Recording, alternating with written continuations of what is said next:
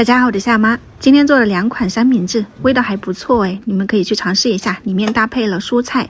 现在开学季了哈，我家里又到了大概有4、5箱的这个吐司，来准备对付早餐了。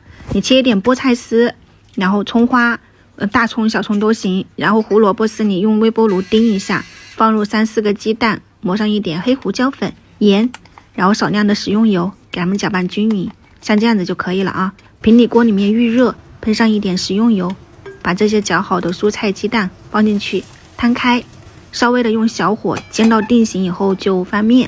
加热过后的胡萝卜它里面是自带甜味的嘛，这个煎出来就很好吃。你给它切成这种方块，然后其他的边角料我们做第2款。锅里面抹上一点黄油，把这个吐司放进去，因为我用的是厚切吐司啊，就稍微的再煎久一点。反正全程都是用最小火慢慢的煎。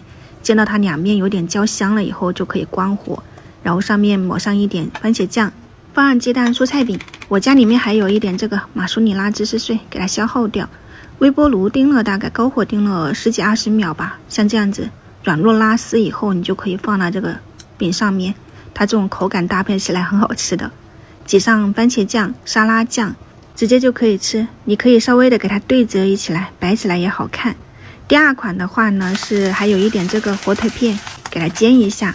吐司我刚去边了，对半切开，抹上一点蛋液，放上煎好的火腿片，覆盖一层，再放上煎好的鸡蛋饼，再覆盖一层，表面你就放上一层这个芝士片，挤上番茄酱、沙拉酱，就这样子。空气炸锅180度烤了12分钟，因为每个空气炸锅的温度不同啊，我这个烤出来是刚刚好的，你们可以稍微的参考一下。先开始了啊，晚上再见，拜拜。